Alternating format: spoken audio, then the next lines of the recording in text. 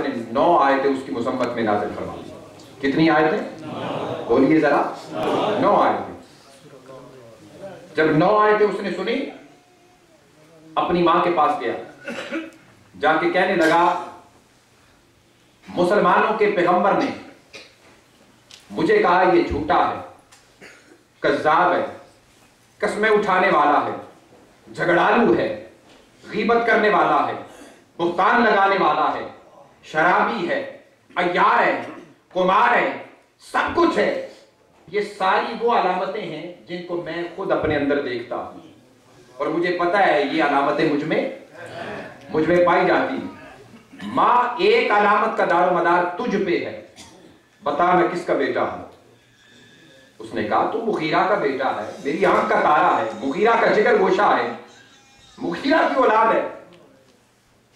اس نے تلوار نکال لی اور نکال کے کہنے لگا نہیں سچ بتا, مسلمانوں کے پیغمبر نے کبھی جھوٹ نہیں بولا, سچ بتا میں کس کا بیٹا ہوں. ماں نے جب موت سامنے کھڑی دیکھی اور تلوار کو دیکھا کہ میری گردن اڑا دے گا, تو اس نے کہا بیٹا سچ سننا چاہتا ہے تو سن, تیرے باپ کی بڑی جائیداد دولت سب کچھ تھا, لیکن اس قابل نہ تھا کہ اس کے ذریعے سے میں اولاد جن سکتی. تو ایک دن میں جنگل میں گئی, ایک بھیڑ بکری چرانے والے چرواہے کے سامنے اپنے آپ کو پیش کر دیا. سو اس سے تو پیدا ہوا, تو فلاں چرواہے کا بیٹا ہے. رب کائنات نے فرمایا اتلم بعد ذالک زنیم, پیارے محبوب جو تیرا گستاخ ہے وہ کبھی حلالی نہیں ہو سکتا, حرامی. یہ قرآن کا فتویٰ. اتلم بعد ذالک زنیم, محبوب جو تیرا گستاخ ہے وہ کبھی, سمجھ جائیں جو مصطفیٰ کا گستاخ ہو وہ کبھی حلالی, سمجھ جائیں جو مصطفیٰ کا گستاخ ہو وہ کبھی حلالی. حضرت آدم و حوا کا نکاح رب کائنات نے پڑھایا. جب پڑھایا تو اس کے بعد کیا فرمایا, اے آدم حوا کو اس کا حق میں ادا کرو, تب یہ تم پر حلال ہوگی, تب یہ تم پر, بولیے تب یہ تم پر حلال ہوگی. آدم علیہ السلام عرض کرنے مولا کیا حق میں دوں, میرے پاس تو کچھ نہیں ہے. فرمایا 7 مرتبہ میرے محبوب کی ذات پر درود و سلام پڑھ لے, تجھ پر یہ حلال ہو جائے گی. ہم سب کس کی اولاد ہیں, بولیے حضرت آدم کی. تو نکاح کے لیے ایجاب و قبول شرط ہے, نکاح کے لیے گواہ شرط ہے, اور نکاح کے لیے حق میں شرط ہے. ان کے بغیر نکاح نہیں ہوتا. اللہ اس کے حق میں عورت معاف کر دے, بغیر معافی کے حق مہر کے نکاح ہو نہیں سکتا. عزیزان محترم 3 چیزوں تو شرائط میں ہیں. ہم جس کی اولاد ہیں اور حلالی ہیں, اور حضرت آدم کی اولاد ہو کر حلالی ہوئے, حلالی صدقہ ہے محمد مصطفیٰ کے دور.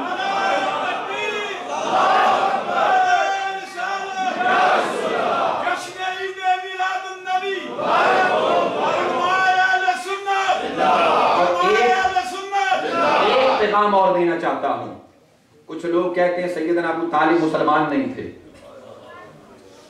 ہم سب تو حلالی ہوں درود پاک کی وجہ سے, ہم سب حلالی ہوں درود پاک کی وجہ سے, اور ساری نسل انسانیت حلالی ہو درود پاک کی وجہ سے. ارے جب اس کے اپنے نکاح کی باری آئے, اس ہستی کے اپنے تاجدار کائنات کا نکاح جناب سیدہ خدیجہ سے پڑھایا گیا. اور کس نے پڑھایا, سیدنا, بولیے ذرا بولا کرے, سنیو بولتے نہیں. کس نے پڑھایا, سیدنا ابو طالب نے پڑھایا. اور حق مہر بھی کس نے دیا, سیدنا ابو طالب نے دیا. اس آدم و حوا کے نکاح کی بات ہو تو حق مہر درود مصطفیٰ ٹھہرے. درود والے کے اپنے نکاح کی بات ہو تو کسی کافر کی جیب سے حق مہر دے دیا جائے.